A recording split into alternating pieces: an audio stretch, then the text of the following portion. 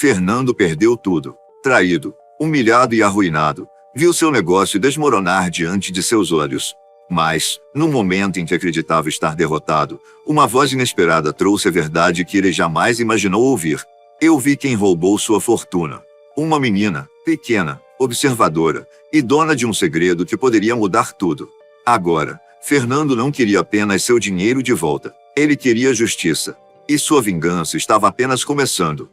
Inscreva-se em nosso canal para não perder mais histórias emocionantes como essa. E deixe seu curtir no vídeo para continuar acompanhando. Fernando, dono de uma rede de hotéis 5 estrelas espalhados pelo país. Aos 48 anos, sua vida parecia um verdadeiro conto de sucesso. Ele acreditava que nada poderia abalá-lo. Mas o golpe veio de onde ele menos esperava. A notícia chegou numa manhã fria de segunda-feira. Ele havia acabado de acordar na suíte presidencial do seu próprio hotel quando seu assistente pessoal, Marcos, entrou no quarto com um rosto pálido e aflito. O senhor precisa ver isso. Marcos entregou um tablet nas mãos de Fernando, que franziu a testa. Na tela, um relatório detalhado mostrava algo impossível de acreditar. As contas da empresa estavam vazias. A fortuna que ele havia acumulado durante décadas simplesmente desaparecera. O que diabos é isso? A voz de Fernando saiu ríspida, mas no fundo, uma sensação sufocante de desespero começava a crescer dentro dele. Senhor, parece que houve uma fraude. Marcos hesitou, como se não soubesse exatamente como dizer aquilo.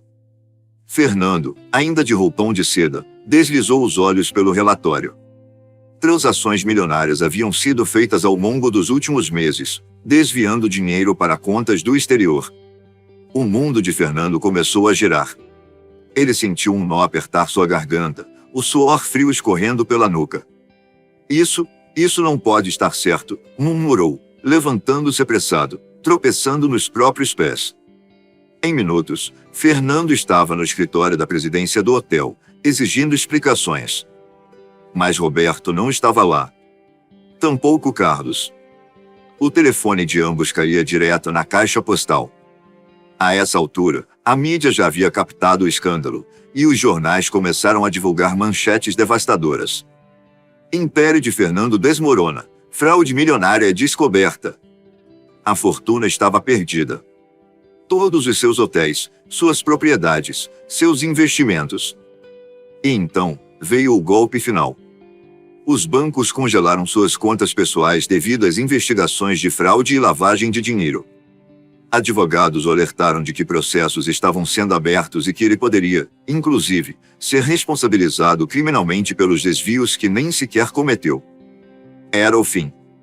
Naquela noite, Fernando se trancou no último andar do hotel que ainda levava seu nome. Da enorme janela de vidro, olhava para a cidade iluminada abaixo. O telefone tocou. Era seu advogado. Fernando, é melhor você sair do hotel. A imprensa está lá fora, e credores já estão exigindo explicações. Você não tem mais como pagar ninguém. Fernando fechou os olhos. Ele estava oficialmente arruinado. No dia seguinte, carregando apenas uma mala com algumas roupas e documentos, ele saiu do hotel pela porta dos fundos, evitando a multidão de jornalistas que o esperava na entrada principal. O homem que já foi um dos mais ricos do país agora não tinha sequer um teto para chamar de seu. E o pior ainda estava por vir. Sem dinheiro, sem prestígio e, acima de tudo, sem ninguém em quem confiar, ele foi expulso do círculo de poder que um dia dominou. As manchetes dos jornais não ajudavam, cada dia uma nova reportagem fazia questão de reforçar sua derrocada. De magnata falido, o império de Fernando Vasconcelos chega ao fim. Decadência de um ex-milionário, como um dos homens mais ricos do país perdeu tudo. A humilhação foi ainda pior do que a ruína financeira. Depois de semanas tentando reverter a situação, tentando reunir provas, tentando se defender publicamente, Fernando finalmente entendeu que ninguém mais queria ouvir sua versão da história. Suas tentativas de conseguir ajuda foram ignoradas. Bancos recusaram qualquer possibilidade de crédito. Advogados diziam que o caso era complicado demais. E seus supostos amigos? Simplesmente sumiram. Aqueles que antes riam de suas piadas e faziam questão de estar perto dele agora fingiam não conhecê-lo. Uma noite, ele entrou em um dos restaurantes que costumava frequentar.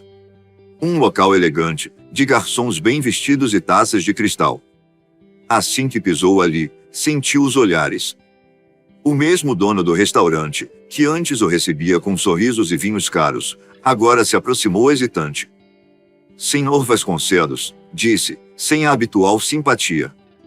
Acho melhor o senhor sair. Fernando franziu a testa.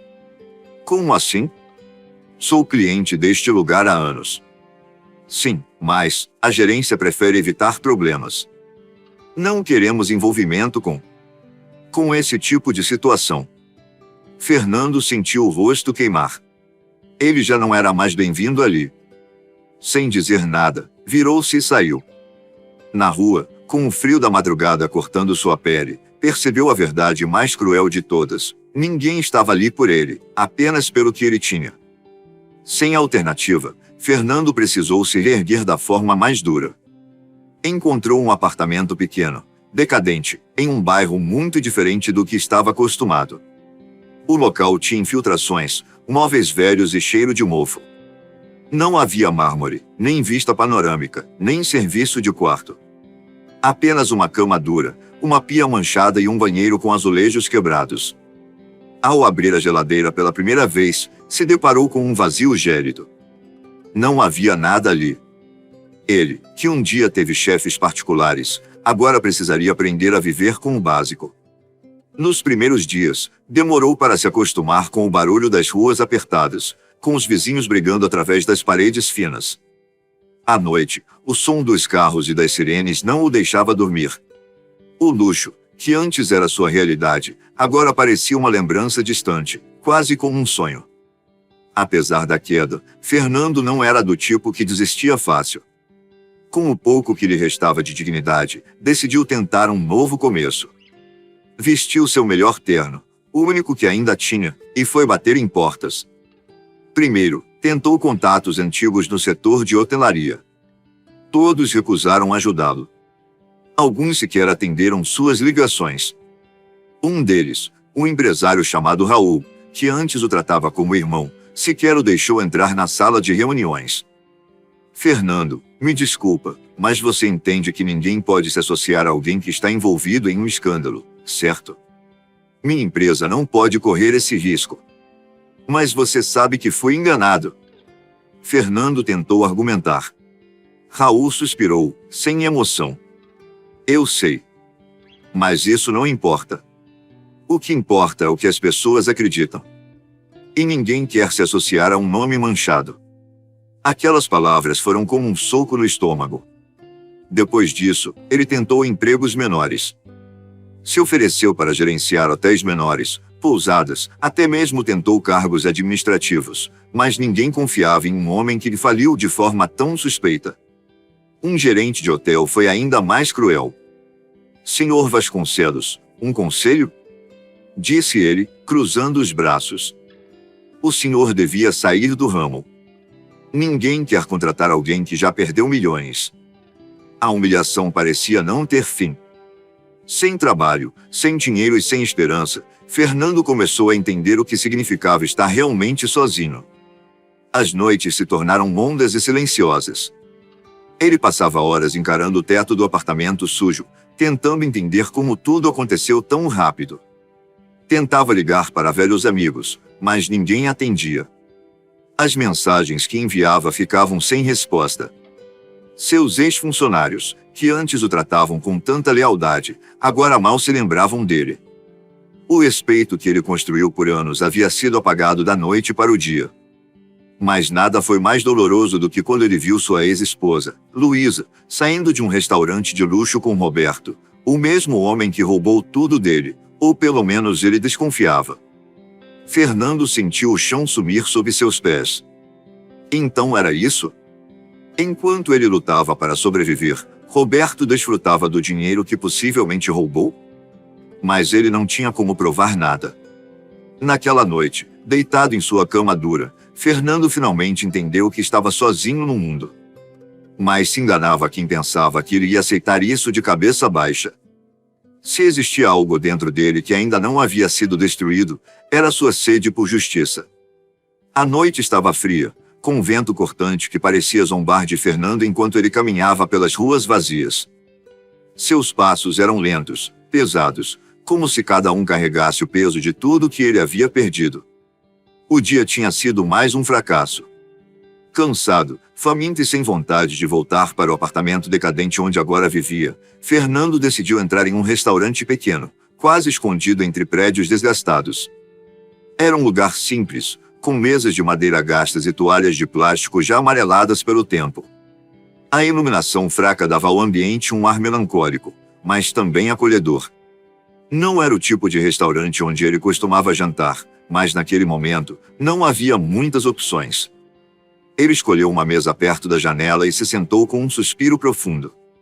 Observou o cardápio amassado à sua frente e percebeu que agora precisava escolher os pratos pelo preço, algo que nunca tinha feito antes. Pediu um prato modesto, um arroz com feijão e um pedaço de carne simples, e esperou, observando os poucos clientes que estavam ali. Foi então que seus olhos pousaram em uma menina pequena, de cerca de 10 anos, que caminhava de um lado para o outro com um pano de prato nas mãos, limpando as mesas vazias com uma atenção meticulosa. Ela parecia trabalhar ali. Seus movimentos eram rápidos e organizados, mas o que mais chamou a atenção de Fernando foram seus olhos atentos e curiosos, que o observavam com um brilho de inteligência que ele não esperava ver em alguém tão jovem. A menina terminou de limpar uma das mesas, e sem hesitar, caminhou até a dele. "Você que é o homem que perdeu tudo, né?" Ela perguntou, sem rodeios.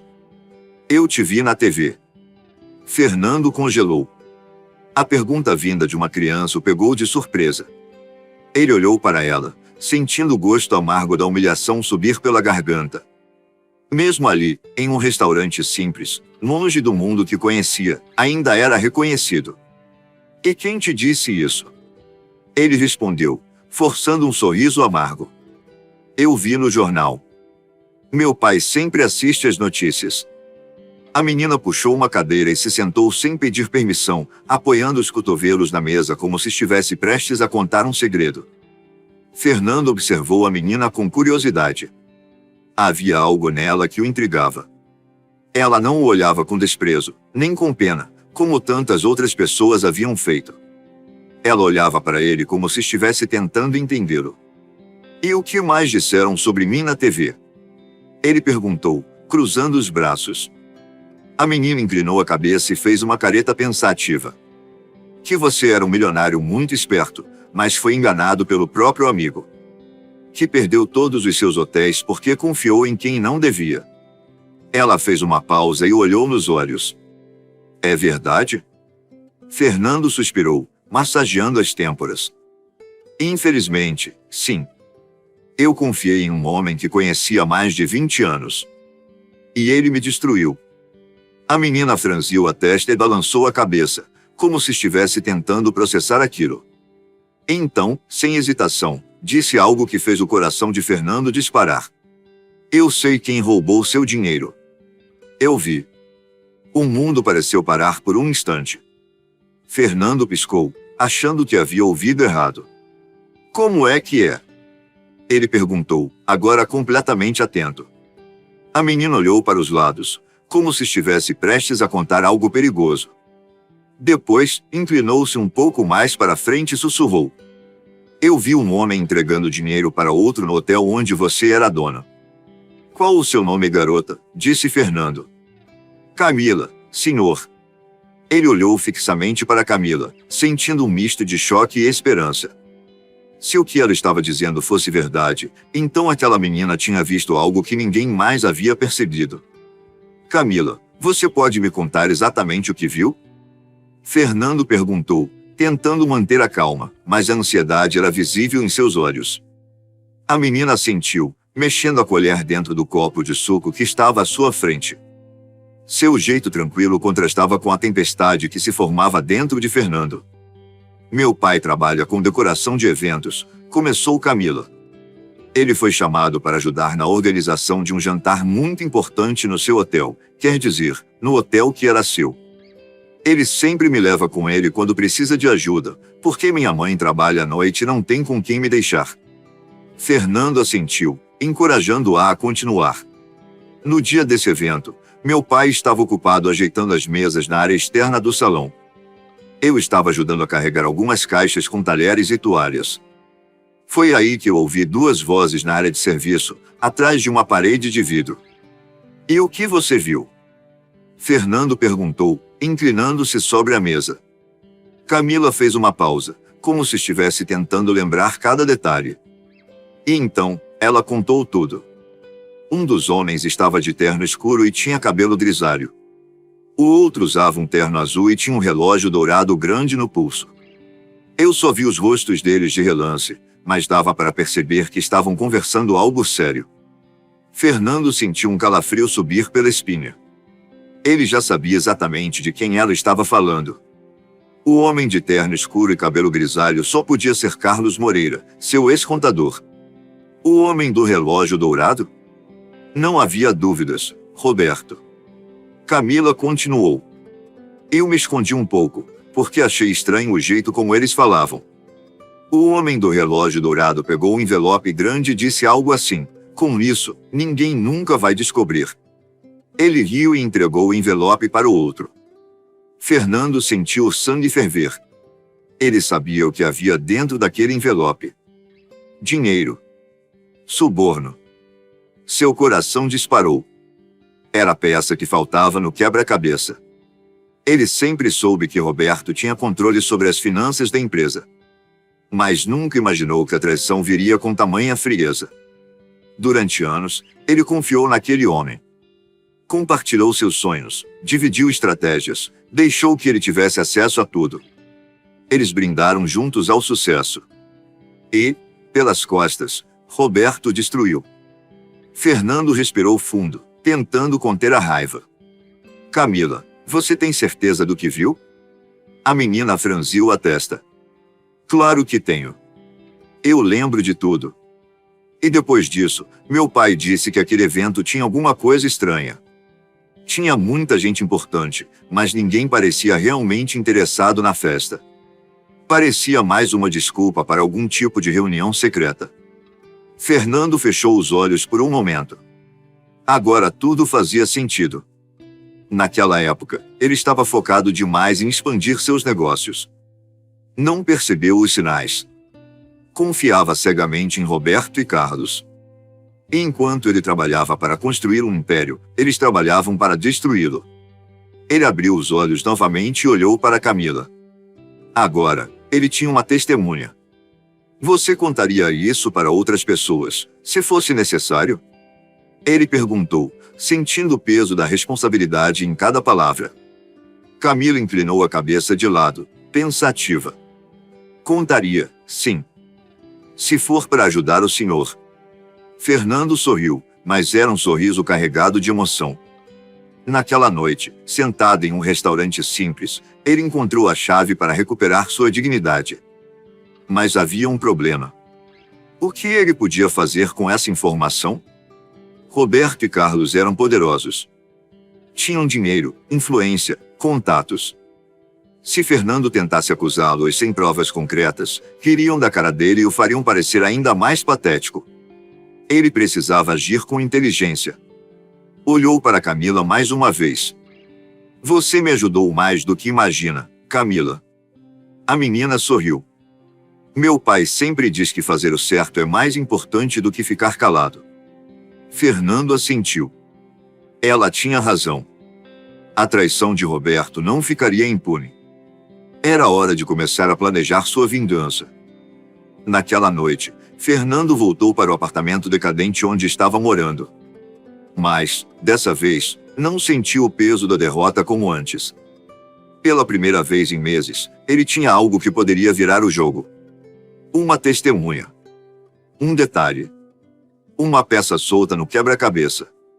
A traição de Roberto, que antes parecia perfeita e sem brechas, agora tinha um ponto fraco. Camila viu o suborno acontecendo. Mas Fernando sabia que aquilo ainda não era suficiente. A palavra de uma menina não bastaria para derrubar um homem poderoso como Roberto. Ele precisava de provas concretas.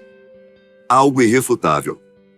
Algo que destruísse não apenas a sua credibilidade, mas sua rede de influência. E ele sabia exatamente por onde começar. Nos dias seguintes, Fernando mudou sua postura. Ao invés de se esconder, começou a agir. Vestiu seu único terno decente, cortou o cabelo e se reinventou. Se apresentou novamente no setor financeiro, mas dessa vez, não como um ex-milionário falido, mas como alguém disposto a se reerguer. Começou a procurar contatos antigos, aqueles que ainda estavam no meio corporativo e que, apesar de terem virado as costas, ainda respeitavam seu intelecto. Ele não queria esmolas. Não queria que ninguém se compadecesse de sua situação. Ele queria informações. E foi através dessas conexões que descobriu o que poderia ser sua maior chance. Roberto estava prestes a fechar um contrato milionário com investidores internacionais. Se o contrato fosse assinado, ele consolidaria sua posição no mercado e teria ainda mais poder. Mas Fernando sabia de algo que os investidores não sabiam. Roberto era um traidor, um ladrão e um corrupto. Se ele conseguisse expor a verdade antes da assinatura do contrato, poderia arruinar Roberto de uma vez por todas. O problema? Ele ainda não tinha provas concretas. Fernando precisava de documentos. De registros. Algo que ligasse Roberto diretamente ao desvio da fortuna. E para isso, ele teria que agir de forma arriscada. Ele passou dias rondando os escritórios onde Roberto agora comandava os negócios. Sabia que não podia simplesmente entrar e exigir informações, ele precisava ser inteligente. Foi então que teve uma ideia. Carlos Moreira, o contador corrupto, ainda trabalhava para Roberto. E Fernando conhecia Carlos muito bem. Sabia que ele era um homem que gostava de dinheiro, mas odiava riscos. Se conseguisse pressioná-lo da maneira certa, talvez Carlos entregasse a prova que ele precisava. Naquela mesma noite, Fernando entrou em contato com um ex-funcionário de confiança, um programador que trabalhou por anos na parte financeira da sua empresa. Preciso que descubra se o Carlos Moreira ainda usa o mesmo servidor de e-mails e contas bancárias. O programador, chamado Gustavo, era um gênio da informática. E em menos de 48 horas, trouxe informações valiosas. Carlos ainda usa o mesmo sistema de servidores que sua antiga empresa utilizava. Mas o mais interessante? Ele tem um cofre digital. E parece que há arquivos ocultos ali. Fernando sabia o que aquilo significava. Carlos guardava documentos comprometedores. Talvez para se proteger. Talvez para chantagear Roberto no futuro. Mas se Fernando conseguisse acessar aqueles documentos antes, teria o que precisava. Fernando e Gustavo criaram uma estratégia. Eles precisavam de acesso físico ao computador de Carlos. Mas como? A resposta veio de forma inesperada. Durante uma de suas investigações discretas, Fernando descobriu que Carlos era cliente assíduo de um clube exclusivo da cidade. Um local de luxo, onde milionários se encontravam para jogar pôquer e negociar em ambientes informais. Fernando conhecia o gerente do lugar.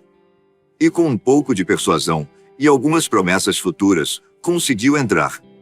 Ele chegou vestindo um terno emprestado, fingindo ser o mesmo homem de antes. Misturou-se à elite, sentou-se nas mesas e esperou. E então, Carlos apareceu. Com um copo de uísque na mão, ele ria, conversava com outros empresários, e nem percebeu quando Fernando se aproximou. Faz tempo que não nos vemos, Carlos. Fernando disse, com um sorriso frio. O contador congelou por um segundo. Fernando, que surpresa! Surpresa? Eu sou um homem difícil de derrubar. Você deveria saber disso. Carlos forçou um sorriso, mas Fernando viu o desconforto em seus olhos. Então? Como está a vida de subordinado? Ainda obedecendo Roberto como um cachorrinho? Carlos engoliu em seco. Fernando sabia que tocou em um ponto sensível. Carlos não gostava de ser subordinado. Ele sempre quis poder. A noite continuou, e Fernando manteve a conversa fluindo, fingindo estar interessado em voltar ao mercado. A cada frase, ele deixava escapar pequenas insinuações de que sabia mais do que deveria. E no final da noite, Carlos estava desconfiado. Fernando sabia o que estava fazendo. Carlos era paranoico. E um homem paranoico com segredos perigosos sempre verifica suas informações. Então, na manhã seguinte, quando Carlos acessou seu cofre digital para revisar seus arquivos, Gustavo estava pronto. Um pequeno código de rastreamento instalado no sistema permitiu que Gustavo tivesse acesso aos documentos de Carlos em tempo real. E quando Fernando finalmente abriu os arquivos, ele encontrou tudo o que precisava. Eram contratos falsificados, registros de transferências bancárias, provas irrefutáveis de que Roberto desviou dinheiro e usou empresas fantasmas para esconder os rastros. Fernando segurou as folhas impressas com mãos trêmulas. Ele tinha a arma que precisava. Agora, só faltava um passo: destruir Roberto antes da assinatura do contrato. O jogo estava prestes a virar. A noite estava quente, e um silêncio pesado tomava conta do pequeno apartamento onde Fernando se preparava. Ele estava diante do espelho, ajustando os punhos do terno. O mesmo que havia usado em suas reuniões de negócios quando ainda era um homem poderoso. Mas hoje, ele não ia para uma negociação comum. Hoje era o dia da verdade. Depois de meses vivendo no fundo do poço, sendo humilhado e tratado como um fracassado, ele finalmente tinha tudo o que precisava para derrubar Roberto Almeida, o homem que destruiu sua vida. Os documentos que obteve através de Carlos Moreira eram um verdadeiro dossiê de corrupção. Eram a chave para expor toda a fraude. Mas Fernando sabia que, para esmagar Roberto de vez, precisava de algo ainda maior. Uma confissão. Ele precisava que Roberto falasse. E precisava gravar cada palavra. Fernando passou a última semana arquitetando seu plano. Com a ajuda de Marcos, um ex-funcionário que trabalhou com ele por anos e que nunca o abandonou, ele criou um cenário perfeito para atrair Roberto. Marcos entrou em contato com Roberto se passando por um intermediário de um suposto investidor interessado em novos negócios. O nome da empresa fictícia foi cuidadosamente planejado para chamar a atenção de Roberto, um fundo de investimento internacional, com promessas de milhões em aportes financeiros. E, como esperado, Roberto mordeu a isca. O encontro foi marcado em um restaurante luxuoso, o mesmo onde Fernando e Roberto costumavam comemorar grandes conquistas no passado. A ironia era perfeita. Mas havia um detalhe que Roberto não sabia: o restaurante estava completamente equipado com câmeras escondidas. Fernando contratou um profissional para instalar microfones discretos na mesa de jantar. Qualquer palavra que fosse dita naquela conversa seria gravada com a mais alta qualidade de som. O palco estava montado. Agora, era a hora do espetáculo. Quando Fernando chegou ao restaurante, viu Roberto já sentado à mesa, sorrindo como se nada tivesse acontecido. Ele ainda era o mesmo homem de sempre, arrogante, confiante, se achando invencível. Mas desta vez, Fernando não era o mesmo. Ele se sentou com calma, ajustou o guardanapo no colo e encarou Roberto. "Fico feliz que tenha vindo, Fernando." Roberto começou, bebendo um gole de vinho caro. "Ouvi dizer que você tem um investidor interessado.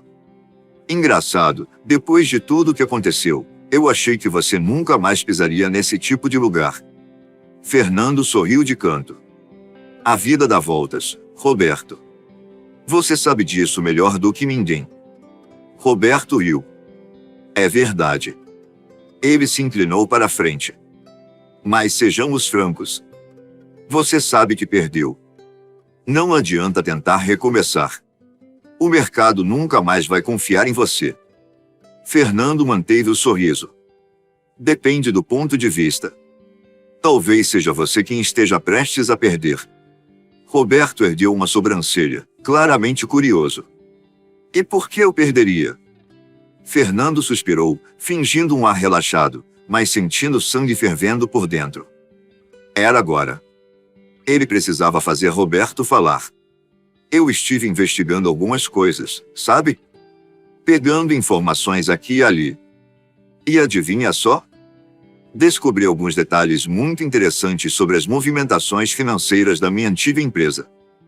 Roberto não perdeu a compostura, mas Fernando notou quando ele segurou o copo um pouco mais firme. Ah, é? Roberto disse, ainda sorrindo. E o que você descobriu? Fernando olhou diretamente em seus olhos e disparou. Que o dinheiro nunca desapareceu. Ele foi apenas redirecionado. Roberto piscou algumas vezes, mas sua expressão permaneceu confiante. Você sempre foi um homem esperto, Fernando. Mas onde quer chegar com isso? Fernando então soltou a verdadeira isca. Digamos que eu tenha encontrado algumas provas. Contratos, transações bancárias, até mesmo testemunhas.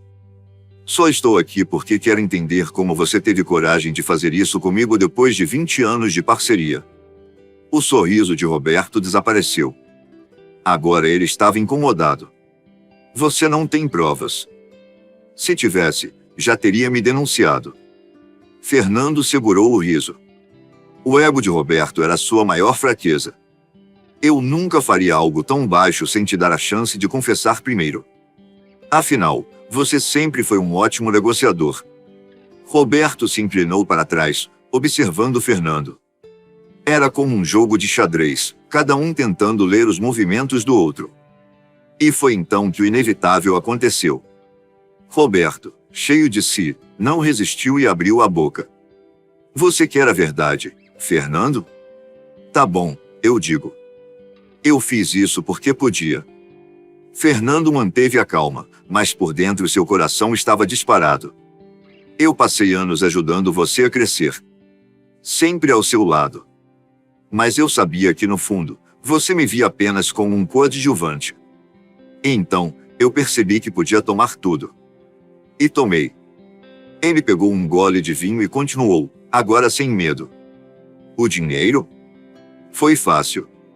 Carlos fez os desvios e eu apenas assinei os papéis certos. Os investidores? Manipulei todos. E agora, Fernando, estou prestes a fechar um contrato que vai me deixar ainda mais rico. Ele viu. E foi nesse momento exato que Fernando soube, tinha vencido. Toda a confissão foi gravada. No dia seguinte, a gravação foi enviada para a imprensa e para os investidores que estavam prestes a assinar o contrato com Roberto. As notícias explodiram nos jornais. Milionário corrupto confessa golpe contra ex-sócio em gravação bombástica. Fraude de Roberto Almeida exposta. Justiça abre investigação urgente.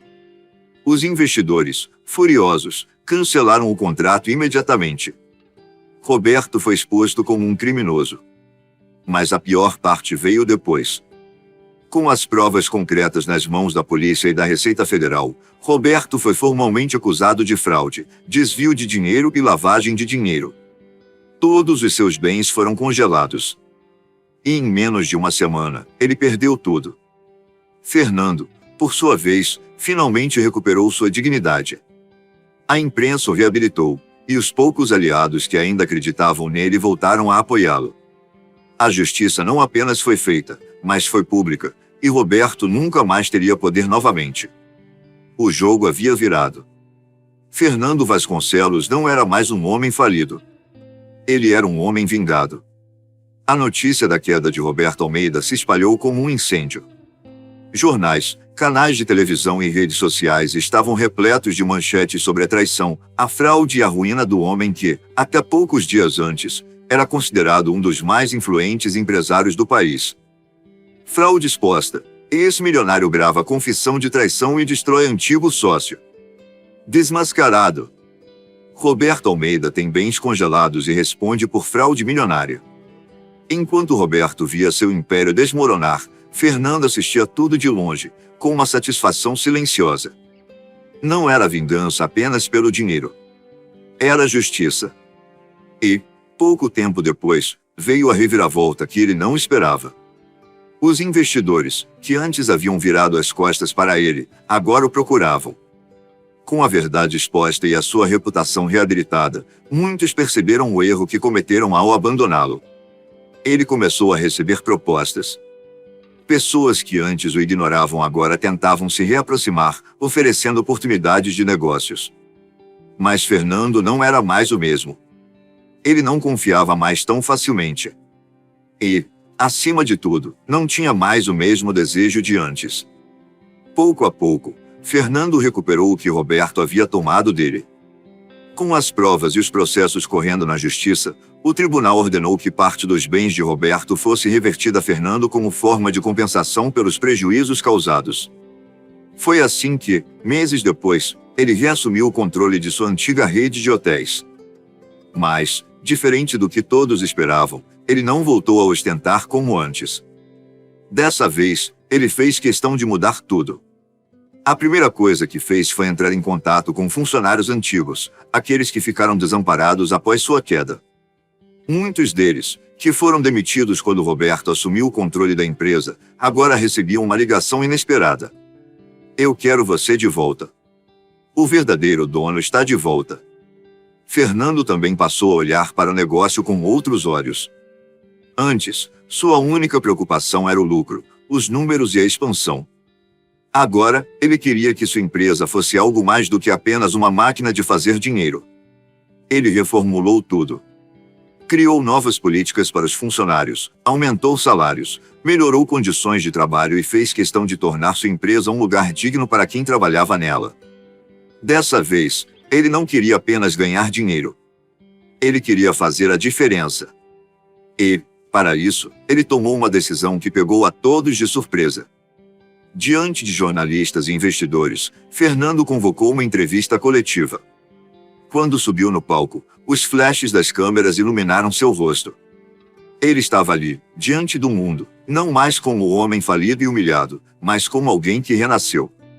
Ele pegou o microfone, respirou fundo e disse: "Durante anos, eu acreditei que o sucesso era apenas sobre dinheiro. Sobre quem tinha mais, sobre quem ostentava mais. Mas eu aprendi da pior maneira possível que o verdadeiro valor de um homem não está no que ele tem, mas no que ele faz com o que tem." A plateia se calou. Fernando continuou: "Eu fui traído. Fui enganado. Vi tudo que construí ser tirado de mim. Mas o que mais doeu não foi perder o dinheiro. Foi perceber que, no final, eu estava cercado por pessoas que só estavam comigo por interesse." Ele fez uma pausa, olhando para o público. "Mas também aprendi que existem pessoas que ainda acreditam na honestidade, na lealdade e na justiça." Ele sorriu, lembrando-se de Camila, a menina que, com um simples olhar atento, mudou o rumo de sua vida. "Por isso, eu decidi que, a partir de hoje, parte dos lucros da minha empresa será destinada a projetos sociais. Eu não quero apenas reconstruir minha fortuna. Quero reconstruir vidas." O salão irrompeu em aplausos. Fernando Vasconcelos não era mais apenas um milionário. Ele era um homem transformado. Nos meses seguintes, Fernando se manteve fiel às suas palavras. Ele também não esqueceu de Camila. Após tudo o que aconteceu, ele voltou ao restaurante onde tudo começou. Fernando Vasconcelos desceu do carro e ficou parado por um instante, observando o restaurante simples onde sua vida começou a mudar. Aquele pequeno estabelecimento, escondido em uma rua afastada, foi onde ele encontrou a peça-chave para recuperar tudo o que lhe haviam tirado. O cheiro de comida caseira escapava pela porta entreaberta, misturado ao som abafado de panelas e ao burburinho de poucos clientes. Dessa vez, ele não estava ali como um homem arruinado.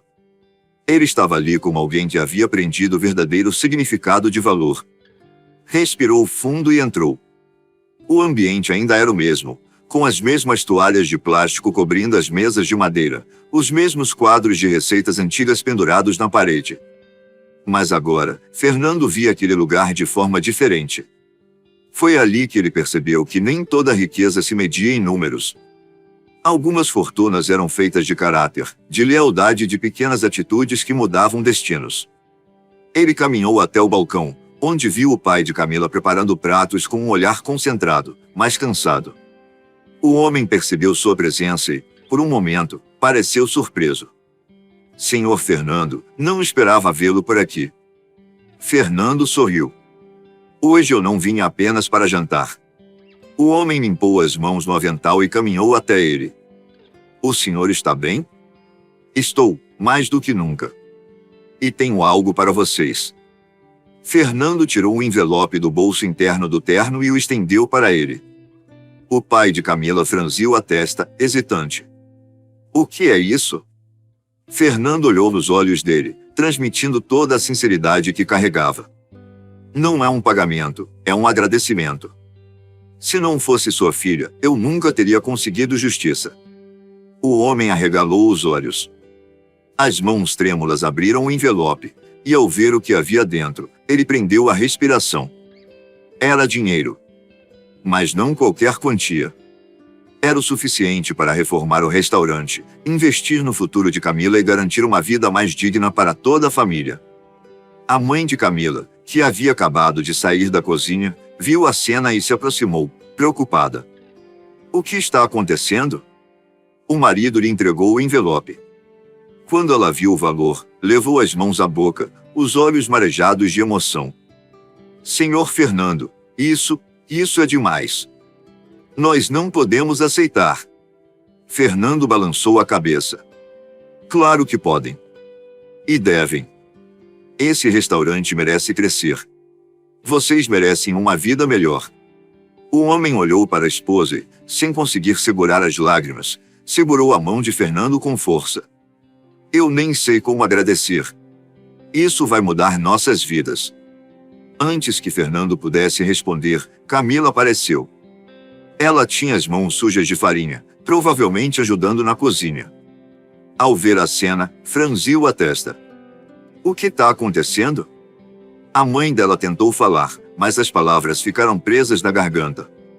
Então, Fernando se abaixou para ficar da altura da menina e disse: Camila, esse dinheiro vai ajudar seus pais. Agora eles vão poder reformar o restaurante, melhorar as coisas por aqui. Ela olhou para o envelope, depois para os pais, e por fim voltou os olhos para Fernando. Mas, diferente deles, ela não parecia surpresa. Ela sorriu, um sorriso simples, mas cheio de compreensão. Eu só queria que o senhor ficasse bem. Fernando sentiu algo apertar em seu peito. A pureza daquela menina, sua sinceridade, eram algo raro no mundo. Ele sorriu de volta, bagunçando os cabelos dela. Eu estou bem, Camila. Graças a você. O pai dela enxugou os olhos rapidamente e disse: Por favor, sente-se. Vamos preparar o melhor prato da casa para você. Fernando riu. Aceito. Mas só se for para comemorar. E naquela noite, sentado à mesma mesa onde tudo começou, ele percebeu que a maior fortuna que alguém poderia ter não estava em contas bancárias ou mansões. Estava nas pessoas que permaneciam ao seu lado, mesmo quando você não tinha mais nada. Se você gostou dessa história, aperta o botão de gostei, se inscreva para ouvir mais e compartilhe com quem também vai curtir. Assim você ajuda o canal a continuar. Também comente o que achou. Obrigado por assistir e até a próxima.